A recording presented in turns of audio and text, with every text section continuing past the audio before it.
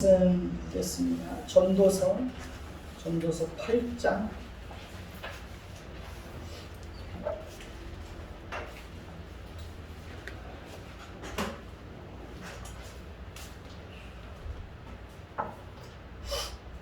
전도서 8장 1절부터 17절까지 살펴볼 건데요. 8절까지만 읽도록 그렇게 하겠습니다. 제가 먼저 읽습니다. 누가 지혜자와 같으며 누가 사물의 이치를 아는 자이냐. 사람의 지혜는 그의 얼굴에 방채가 나게 하나니 그의 얼굴에 사나운 것이 변하느니라. 내가 가노노라. 왕의 명령을 지키라. 이미 하나님을 가리켜 맹세를 해뒀음이니라. 왕 앞에서 물러가기를 급하게 하지 말며 악한 것을 일삼지 말라. 왕은 자기가 하고자 하는 것을 다 행함이니라. 왕의 말은 권능이 있나니 누가 그에게 이르기를 왕께서 무엇을 하십니까 할 수 있으랴. 명령을 지키는 자는 불행을 알지 못하리라. 지혜자의 마음은 때와 판단을 분별하나니 무슨 일에든지 때와 판단이 있으므로 사람에게 임하는 화가 삼합이니라. 사람이 장래일을 알지 못하나니 장래를 가르칠 자가 누구이랴. 바람을 주장하여 바람을 움직이게 할 사람도 없고 죽는 날을 주장할 사람도 없으며 전쟁할 때를 모면할 사람도 없으니 악이 그의 중함을 없느니라. 아멘.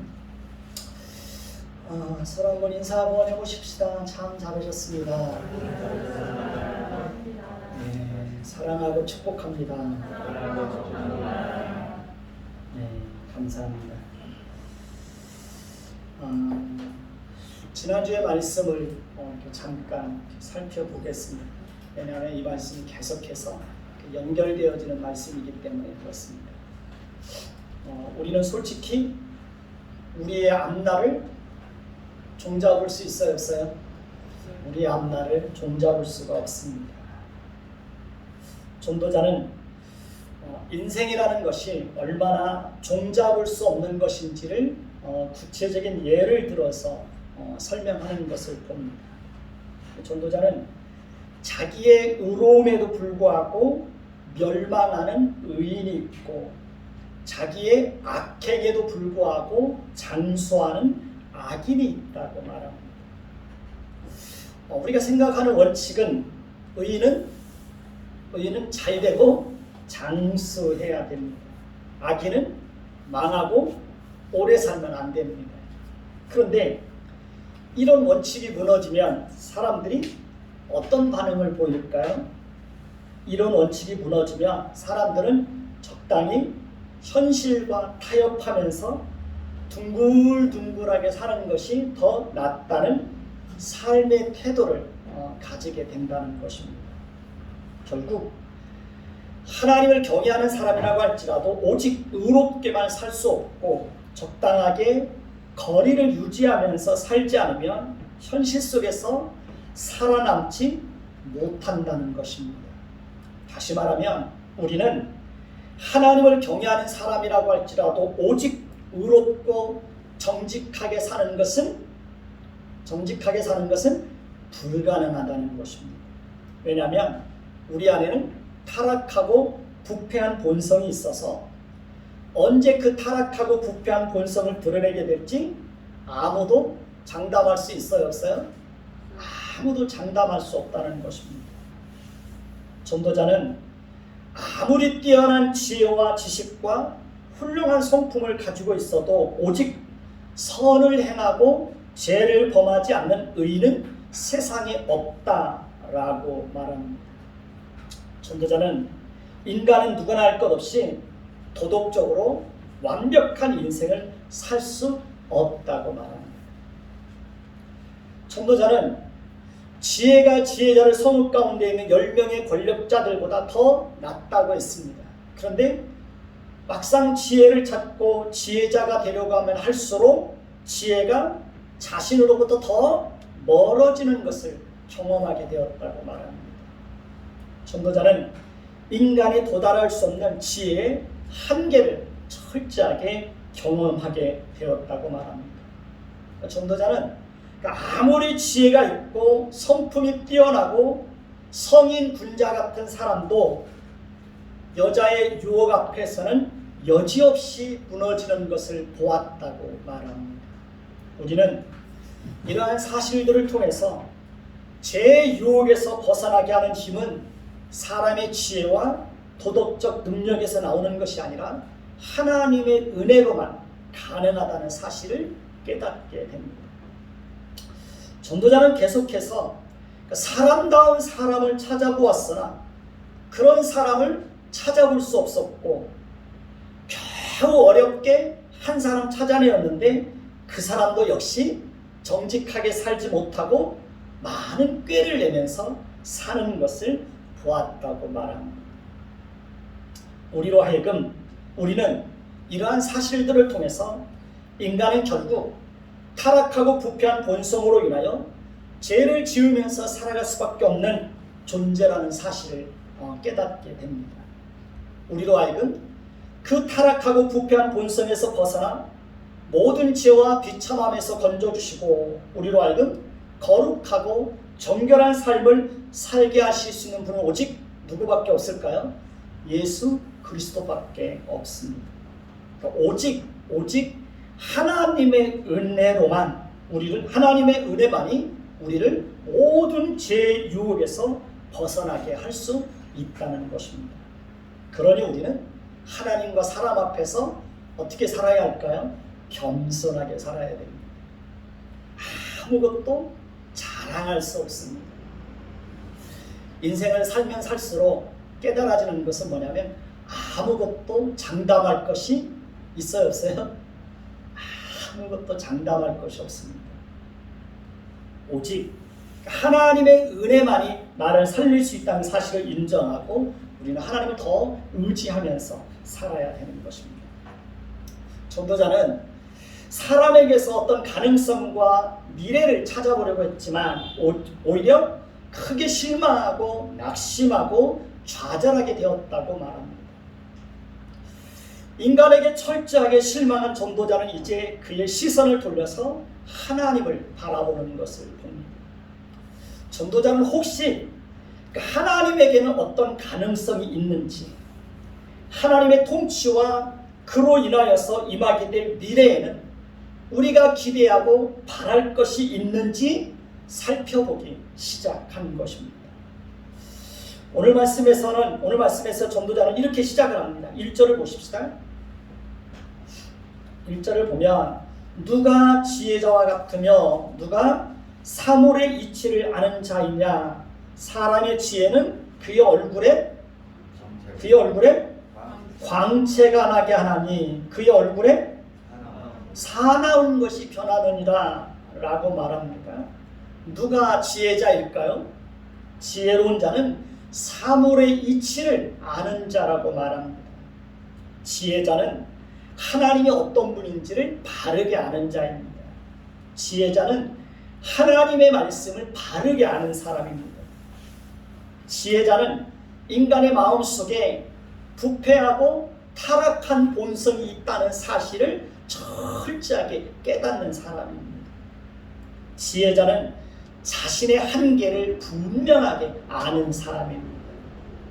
지혜자는 인간은 아무것도 자랑할 수 없고 장담할 수 없는 존재라는 사실을 철저하게 깨닫는 사람입니다.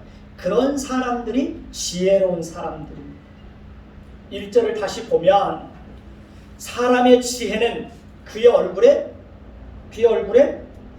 광채가 나게 하나니 그의 얼굴에 사나운 것이 변하느니라 라고 말하죠. 그렇죠. 정말 지혜로운 사람은 그의 얼굴에 뭐가 나타나요? 광채가 나타난다는 것입니다.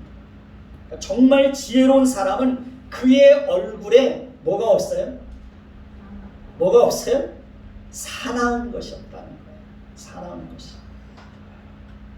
정말 지혜로운 사람은 얼굴 표정이 항상 온화하고 부드럽고 따뜻하다는 거예요. 정말 지혜로운 사람은 하나님 앞에서 항상 겸손한 마음을 가지고 살아가는 것입니다. 우리 2절에서 6절을 볼까요? 2절에서 6절입니다. 2절 제가 읽습니다. 내가 권하노니 왕의 명령을 지키라. 이미 하나님을 가리켜 맹세하였음이니라. 왕 앞에서 물러가기를 급하게 하지 말라. 악한 것을 일삼지 말라. 왕은 자기가 하고자 하는 것을 다 행함이니라. 왕의 말은 권능이 있나니 누가 그에게 이르기를 왕께서 무엇을 하시나이까 할 수 있으랴. 명령을 지키는 자는 그 행을 알지 못하리라. 지혜자의 마음은 때와 판단을 분별하나니 무슨 일이든지 때와 판단이 있으므로 사람에게 임하는 화가 심함이니라. 전도자는 여기에서 왕이라는 특수한 신분과 권력 자체에 대해서 말하려고 하는 것이 아닙니다. 전도자가 왕을 거론하는 이유는 왕이 모든 권세, 특히 절대적인 권세를 대표하기에 가장 적절한 비유가 되기 때문에 그렇습니다. 사실 전도자의 더 깊은 의도는 왕을 비유로 삼아서 하나님의 절대적인 권세에 대해서 말하고자 하는 것입니다. 우리가 하나님의 절대적인 권세 앞에 순종해야 되는 이유가 뭘까요? 하나님은 창조주요, 우리는 그분에 의해서 지음을 받은 어떤 존재입니까? 피조물입니다. 하나님은 우리의 아버지, 우리는 그분의 자녀들입니다. 하나님은 우리의 왕, 우리는 그분의 다스림을 받는 하나님의 백성들입니다. 하나님은 우리의 주인이고 우리는 그 하나님의 다스림을 받아야 되는 하나님의 종들입니다. 하나님은 전능하신 분입니다. 하나님은 절대적인 주권을 가지고 계신 분입니다. 하나님은 하나님이 하시고자 하시면 하나님은 무엇이든지 하실 수 있는 분입니다.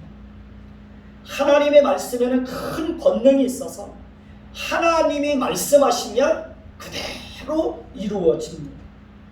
그렇기 때문에 우리는 마땅히 하나님의 그 절대적인 권세 앞에 어떻게 해야 되는 겁니까? 마땅히 순종을 해야 되는 것입니다. 우리는 하나님께서 하시는 일이 우리의 생각과 맞지 않는다고 할지라도 사나운 표정으로 이유를 묻고 따질 수 있어요, 없어요? 따질 수 없습니다. 우리가 인생을 살다 보면 실제로 우리의 생각과 맞지 않는 일들이 얼마나 많은지 모릅니다. 실제 경험해 보면 하나님은 우리의 생각 밖에서 일하실 때가 너무 많습니다. 우리가 자녀들을 키우다 보면 자녀들이 부모에게 대들 때 있어요, 없어요? 자녀들이 부모에게 대들 때 있어요, 없어요? 대들기도 하죠. 부모에게 막 소리 지르고 따질 때도 있죠. 부모에게 막 짜증내고 또 부모에게 말도 함부로 하고 눈을 크게 부릅뜨고 부모를 쳐다보기도 하고 사나운 표정을 가지고 부모를 대하기도 하죠. 그리고 마치 다시는 들어오지 않을 것처럼 문을 박차고 뛰쳐나가기도 하죠. 우리는 하나님이 하시는 일과 하나님의 명령이 우리의 수준에서 이해할 수 없고 우리의 생각과 다르다고 할지라도 절대로 우리가 하나님 앞에서 그런 태도를 가지면 될까요, 안 될까요? 그런 태도를 취하면 될까요, 안 될까요? 그러면 절대로 안 되는 겁니다. 근데 실제로 그런 분들이 있어요. 하나님께 막 따지듯이 사나운 표정을 가지고 하나님께 막 따지기도 합니다. 그러면 안 된다는 겁니다. 정말 지혜로운 사람은 그렇게 사나운 표정을 가지고 하나님 앞에 이유를 묻고 따지지 않는다는 거예요. 아브라함은 하나님께서 그의 아들 독자 이삭을 모리아 산에서 번제로 드리라고 했을 때 이유를 묻지 않습니다. 사나운 표정을 가지고 하나님께 따지지 않습니다. 어떻게 나에게 그런 명령을 내리실 수 있느냐고 하나님께 그렇게 묻지 않습니다. 그는 자신의 생각과 맞지 않았지만 그럼에도 불구하고 그는 하나님의 명령에 그대로 순종합니다. 그리고 그는 하나님의 말씀에 순종했을 때 놀라운 기적을 경험하는 것을 볼 수 있습니다. 정말 지혜로운 사람은 어떤 사람이냐? 하나님 앞에서 자신의 얼굴을 어떻게 하지 않는 거예요? 사납게 하지 않는 거예요. 사납게.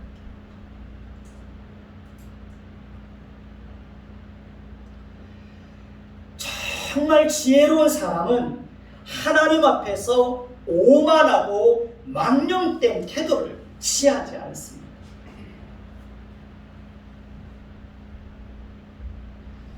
하나님께서 하시는 모든 일에는 반드시 우리가 알지 못하는 목적이 있고 또 하나님께서 모든 것을 이루실 때가 있습니다.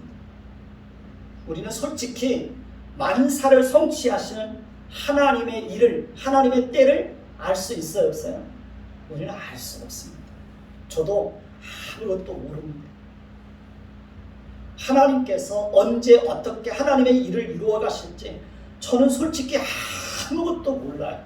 아무것도 몰라요. 전도서를 살펴보면서 제 마음속에 더 깊이 깨달아지는 것은 뭐냐면 정말 아무것도 알지 못한다는 거예요. 이런 사실들을 더 깊이 마음으로 이렇게 깨달아져요. 정말 모르겠어요.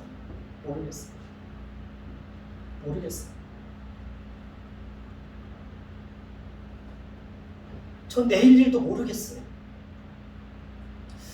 며칠 전 새벽에 새벽 기도를 하는데 자녀들의 인생을 이렇게 생각을 하는데 우리가 살아온 인생도 만만치 않지만 앞으로 자녀들이 살아갈 인생도 참 만만치 않겠구나. 점점 더 이렇게 사는 게 힘들어지잖아요, 세상이. 우리 아이들이 뭐 이렇게 일자리 구하기도 참 어렵고 우리 아이들이 어떤 인생을 살아가게 될지 이렇게 생각하니까 이렇게 가슴이 막 이렇게 답답해지더라고요. 정말 모르겠어요.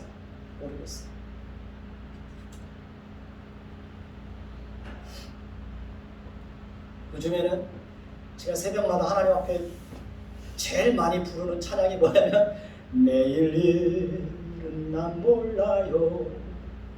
하루하루 살아요. 불행이나 요행함도 내 뜻대로 못해요. 내일 일은 난 몰라요. 하루하루 살아요. 요즘 새벽마다 제가 그 찬송을 그렇게 많이 불러요. 참 모르겠어요. 6절을 볼까요? 6절을 보면 같이 읽습니다. 무슨 일에든지 때와 판단이 있으므로 사람에게 임하는 화가 심함이니라. 전도자는 무슨 일에든지 하나님이 정하신 때가 있고 하나님께서 판단하시고 하나님께서 보응하실 때가 있다고 말합니다. 악인들에 대해서 하나님의 심판이 더디게 이루어지는 것 같아도 반드시 하나님이 심판하실 때가 있다는 겁니다. 악인들의 죄가 다 감추어지고 숨겨지는 것 같아도 하나님께서 악인들의 죄를 반드시 밝히 드러내시고 심판하실 때가 있다는 겁니다. 악인들의 죄에 대해서 하나님께서 심판하실 때 악인들에게는 큰 화가 임하게 될 것이라고 말합니다. 하나님의 때와 하나님의 판단과 그 하나님의 보응을 알지 못하고 부패하고 타락한 본성을 따라 살게 되면 어느 순간에 그들에게 무서운 화가 임한다는 겁니다. 사람에게 임하는 화가 심할 것이라고 그렇게 말씀을 합니다. 7절에서 8절을 볼까요? 7절 제가 읽습니다. 사람이 장래일을 알지 못하니 장래일을 가르칠 자가 누구이랴. 바람을 주장하여 바람을 움직이게 할 사람도 없고 죽는 날을 주장할 사람도 없으며 전쟁할 때를 모면할 사람도 없으니 악이 그의 주민들을 견제하여 치고. 예, 우리는 우리의 장래일을 알 수 있습니까? 없습니까? 알 수 없습니다. 우리는 우리의 장래일에 대해서 예측할 수 있어요? 없어요? 예측할 수 없습니다. 장래일은 도무지 종잡을 수가 없습니다. 우리에게 장래일을 가르칠 자가 있어요? 없어요? 우리에게 장래일을 가르칠 자가 없습니다. 전도자는 바람을 주장하여 바람을 움직이게 할 사람도 없다고 말합니다. 바람을 주장해서 바람의 방향을 마음대로 움직일 수 있는 사람이 있어요? 없어요? 그런 사람 없어요. 그런 사람은 이 세상에 단 한 사람도 존재하지 않습니다. 죽음의 문제도 마찬가지입니다. 죽음의 문제를 자기 마음대로 주장할 수 있는 사람이 누가 있고 죽음의 시기를 마음대로 주장할 수 있는 사람이 있어요? 없어요? 그런 사람 아무도 없습니다. 저희 아버님은 구정 명절 3일 앞두고 돌아가셨습니다. 그것 때문에 생선장사를 하는 우리 형님, 떡방앗간을 하는 우리 누님 많이 힘들었어요. 아버님이 토요일날 돌아가셔가지고 목사인 저도 주일도 지키지 못했어요. 제가 아는 분은 아버님이 막내 아들 결혼식 날 돌아가셨어요. 그러니까 죽음의 문제는 불가항력적인 것이기 때문에 사람이 어떻게 할 수 없다는 겁니다. 전쟁의 문제도 마찬가지라는 겁니다. 일단 전쟁이 시작되고 발을 들여놓게 되면 중간에 그만두고 싶다고 해서 마음대로 빠져나올 수 있는 것이 아니라는 겁니다. 공중에서는 비행기가 폭탄을 투하합니다. 땅에서는 탱크가 불을 뿜어대며 미사일을 쏘아댑니다. 아군과 적진에서는 총알이 빗발칩니다. 그런 상황 속에서 살아남을 수 있는 사람들이 얼마나 있을까요? 총알이 빗발치는 전쟁터에서 자기 마음대로 자기 생명을 주장하고 그 속에서 모면하여 살아남을 자들이 얼마나 있을까요? 그 역시 불가항력적인 것입니다. 사람은 장래일을 알 수 없습니다. 바람을 주장하여 바람을 움직일 수 없습니다. 죽는 날을 주장할 사람도 없습니다. 전쟁할 때를 모면하게 할 사람도 없습니다. 이러한 것들은 사람의 힘으로 어떻게 할 수 없는 불가항력적인 것입니다. 마찬가지로 악이 그의 주민을 건져낼 수 없다라고 말합니다. 다시 말하면 악인에게는 반드시 그에 따른 보응이 있다는 겁니다. 그러니까 그 시기가 언제일지는 잘 모르겠지만 악인에게는 반드시 그들이 행한 악을 따라서 하나님이 심판하시는 것이 있다는 거예요. 자, 9절을 볼까요? 9절을 같이 읽습니다.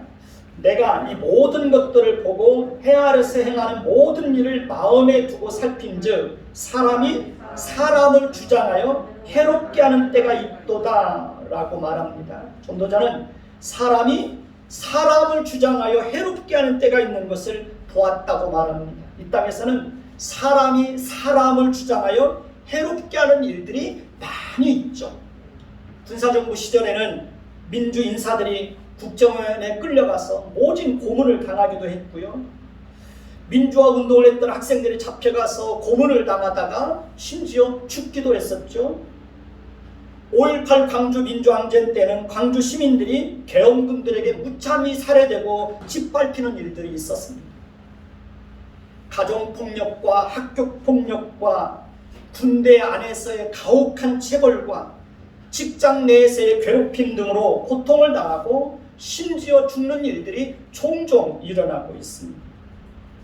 그러니까 우리가 살고 있는 이 세상에서는 이렇게 사람이 사람을 주장해서 괴롭히고 해롭게 하는 일들이 지속적으로 일어나고 있다는 것입니다. 그러나 전도자는 사람이 사람을 주장하여 해롭게 한 그들에게는 반드시 하나님이 심판하실 때가 있다는 거예요. 사람이 사람을 주장하여 해롭게 한 그들에게는 더 큰 불행과 더 큰 고통과 더 큰 수치와 더 큰 부끄러움이 그들에게 임하게 될 것이라고 말하고 있습니다. 사람이 사람을 주장하여 해롭게 하는 것은 철저하게 죄성에 사로잡혀서 살아가고 있기 때문에 그러는 것입니다. 인간이 얼마나 존엄한 존재인지에 대해서 알지 못하기 때문에 사람이 사람을 주장하여 해롭게 하는 일들이 있는 것입니다.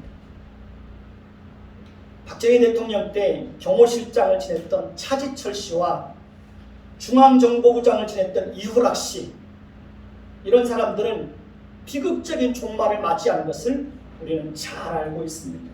그들이 얼마나 아나무인이었는지 우리는 역사를 통해서 알고 있습니다. 악인들에게는 반드시 하나님이 심판하실 때가 있고 그들이 범한 죄에 대해서 하나님이 반드시 보응하실 때가 있다는 것입니다. 10절을 볼까요? 10절을 봅니다. 같이 읽습니다. 그런 후에 내가 본즉 악인들은 장사지는 바 되어 거룩한 곳을 떠나 그들이 그렇게 행한 성읍 안에서 잊어버린 바 되었으니 이것도 헛되도다. 그런 후에 내가 본즉 악인들은 장사지는 바 되어 거룩한 곳을 떠나 그들이 그렇게 행한 성읍 안에서 잊어버린 바 되었으니 이것도 헛되도다. 여러분은 어떻게 생각하십니까? 악인들이 이 땅에서 마음껏 위세를 떨치며 사람들 위에 군림하고 악을 행하면서 살다가 죽어서 장사 지낸 바 되고 사람들로부터 잊혀지는 것을 보면서 그것이 악인들에 대한 정당한 심판이 이루어졌다고 그렇게 생각하십니까? 악인들이 평생 동안 마음껏 권력을 휘두르고 재물을 쓰면서 위세를 떨치고 살다가 겨우 죽어서 무덤에 묻히고 있는 것을 보면서 악인에 대한 충분한 보응이 이루어졌다고 여러분은 생각하십니까? 그리고 악인들이 죽을 때까지 이세를 떨치도록 내버려 두는 것이 하나님의 그 심판의 때가 적절했다고 생각하십니까? 여러분은 어떻게 생각하십니까?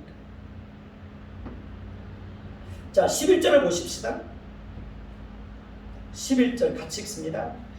악한 일에 관한 징벌이 속히 실행되지 아니하므로 인생들이 악을 행하는 데 마음이 담대하도다 라고 말합니다. 인생들이 악을 행하기에 마음이 담대한 이유가 무엇입니까? 그 이유는 악한 일에 대한 징벌이 속히 실행되지 않기 때문이라고 말합니다. 물론 악한 일을 행한 자들에게 하나님의 징벌이 신속하게 임할 때도 있습니다. 그러나 악을 행하는데도 하나님의 징벌이 속히 실행되지 않고 오랫동안 지체될 때가 있습니까? 없습니까? 그럴 때가 많이 있습니다. 문희옥 씨가 가수 문희옥 씨 아시죠? 아주 유명한 가수인데요. 그 가수가 새롭게 하소서에 나와서 간증하는 것을 들었습니다. 하나님을 잘 섬기던 그런 자매였는데요. 어느 순간에 이제 가수 활동을 하다 보니까 점점 하나님으로부터 멀어지더라는 거예요. 근데 뭐 한 주 빠져도 괜찮고, 뭐 2주 빠져도 괜찮고, 뭐 한 달을 빠져도 아무 일도 없더라는 거예요. 아무 일도 없구나. 아무 일도 없구나. 우리가 한 주 빠지면 두려운 마음이 생겨요. 2주 빠져도 좀 마음이 불편해요. 근데 한 달이 지나도 아무 문제가 없으면 아무 문제 없네. 그리고 담대해지는 거예요. 문희옥 씨도 그랬다는 거예요. 문희옥 씨도. 근데 시간이 지나면서 나중에는 건강도 잃고 재물도 다 잃어버리고 그런 상황까지 갔었다는 거예요. 사람들이 하나님의 징벌이 속히 임하지 않기 때문에 죄를 행하는데도 담대한 거예요. 죄를 행할 때마다 하나님께서 즉각적으로 심판하신다면 누가 지속적으로 같은 죄를 반복하면서 하나님을 떠나서 그렇게 살 수 있겠어요?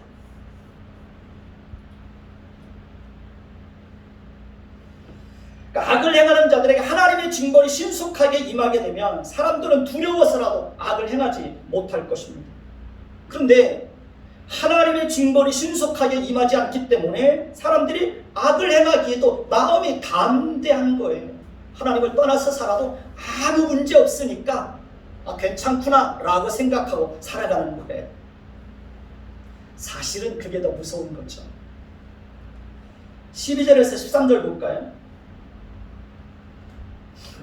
12절에서 13절. 12절 제가 읽습니다. 죄인은 100번이나 악을 행하고도 장수하거니와 또한 내가 아노니 하나님을 경외하여 그를 경외하는 자들은 잘 될 것이요 악인은 잘 되지 못하며 장수하지 못하고 그날이 그림자와 같으리니 이는 하나님을 경외하지 아니함이니라. 예, 잘 보십시다. 우리가 생각할 때 하나님을 경외하는 자가 잘 되고 번성하고 장수해야 됩니다. 그렇죠? 이것이 우리가 생각하는 일반 원칙입니다. 그러나 이 세상에서는 이런 원칙이 지켜지지 않을 때가 많이 있습니다. 하나님을 경외하는 자들이 오히려 더 어려움을 당하고 가난하게 살고 아프고 실패하는 일들이 너무 많습니다. 우리가 생각할 때 악인은 잘 되지 못하며 장수하지 못하고 그날이 그림자와 같아서 무의미한 인생을 살아야 합니다. 그러나 전도자를 더 실망스럽고 낙심하고 좌절하게 하는 것은 죄인이 100번 악을 행하고도 어떻다라는 거예요? 장수하더라는 거죠. 전도자는 하나님에게 어떤 기대와 희망을 가지고 이 땅에서 일어나는 일들을 살펴보았지만 오히려 더 크게 실망하게 되었다고 말하고 있습니다. 자, 14절을 볼까요? 14절을 봅니다. 같이 읽습니다. 세상에서 행해지는 헛된 일이 있나니 곧 악인들의 행위에 따라 벌을 받는 의인들도 있고 의인들의 행위에 따라 상을 받는 악인들도 있다는 것이다. 내가 이루는 이것도 헛되도다 라고 말하고 있습니다. 전도자는 자신이 더 경악할 만한 일을 보게 되었다고 말합니다. 전도자는 세상에서 행해지는 헛된 일들이 있다고 말합니다. 그것은 바로 악인들의 행위에 따라서 벌을 받는 어떤 사람들이 있어요? 의인들이 있다는 거예요. 악인들의 행위에 따라서 벌을 받는 의인들이 있고 의인들의 행위에 따라서 상을 받는 악인들도 있다는 겁니다. 얼마나 기가 막힌 노릇입니까? 그러니까 우리가 사는 세상에서는 이렇게 도저히 이해할 수 없는 일들이 벌어지고 있다는 거예요. 그러니까 세상이 뒤죽박죽되고 있는 거죠.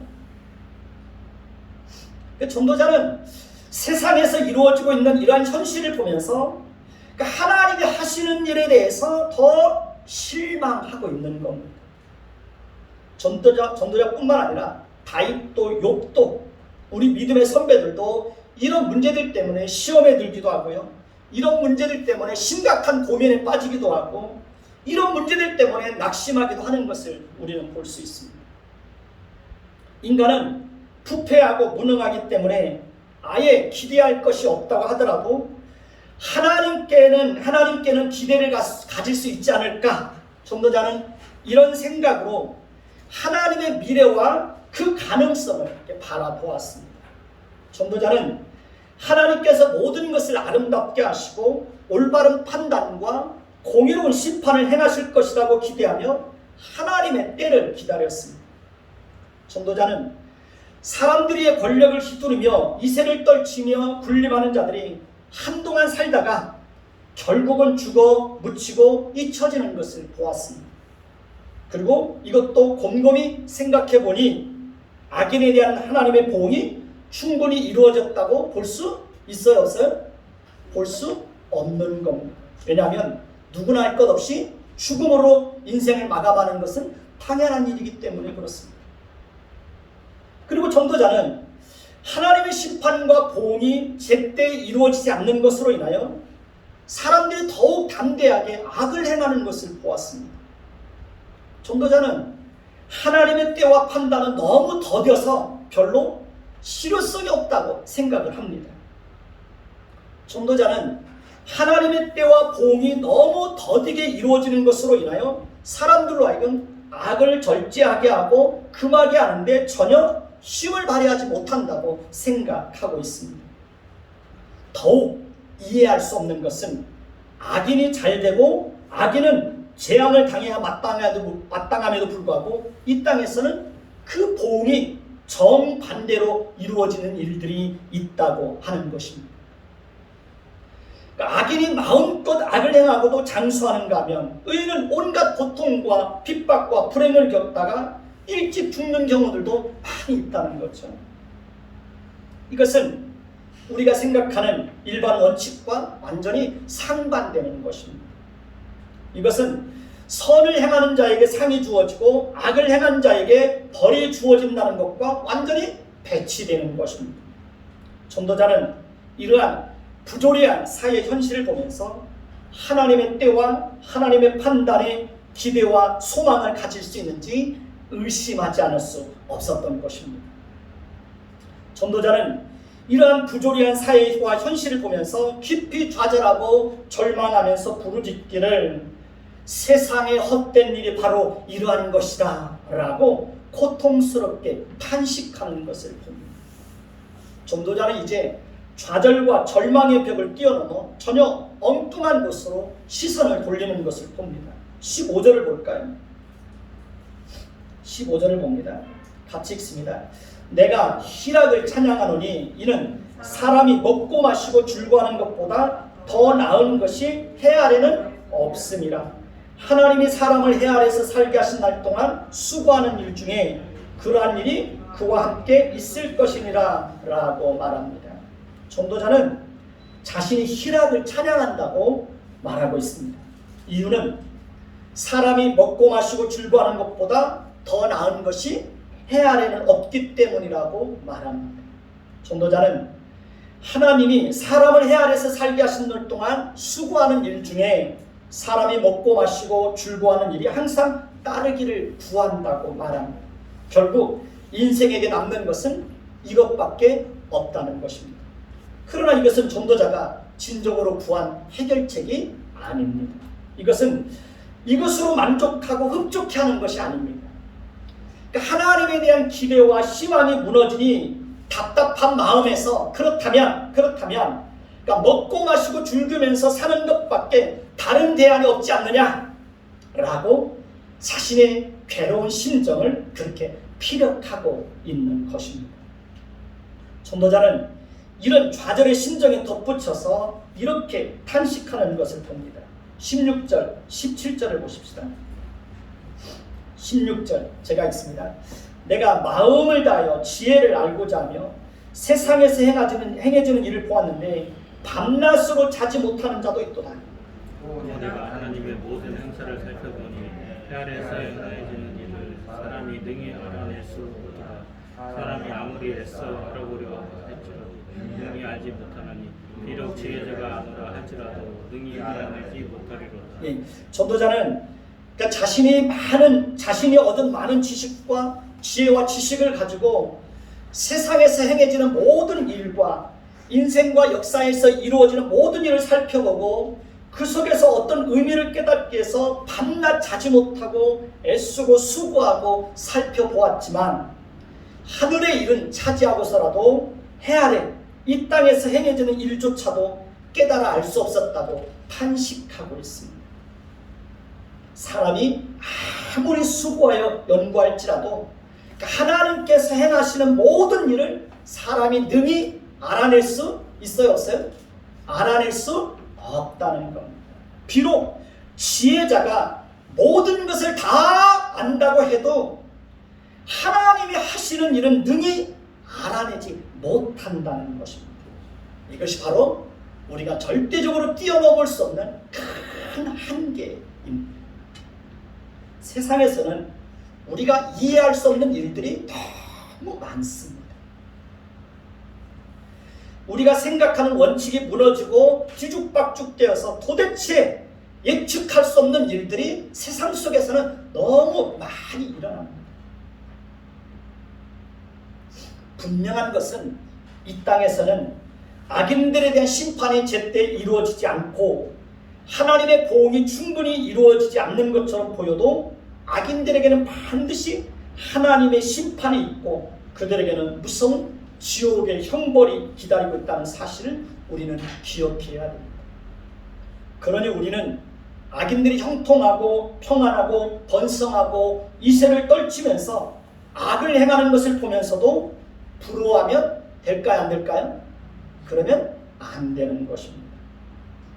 악인들에게는 영원한 형벌이 기다리고 있습니다. 하나님을 모르고 사는 것이 가장 큰 불행입니다. 하나님을 떠나서 사는 것이 가장 비참한 것입니다. 하나님으로부터 버림받은 것이 가장 큰 비극입니다. 하나님을 떠나서 사는 것이 가장 큰 고난이라고 말하는 것을 들었습니다. 하나님을 떠나서 사는 것이 가장 큰 고난이라는 거예요.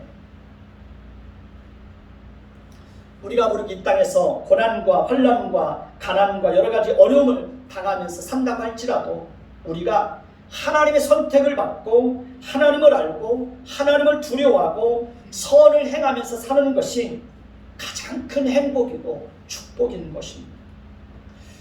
우리가 비록 하나님께서 행하시는 모든 일을 다 헤아려 알 수 없다고 할지라도 우리가 하나님의 자녀가 되어서 하나님을 섬기고 있다는 그 사실만으로도 우리는 이미 하나님으로부터 놀라운 축복을 받은 것입니다.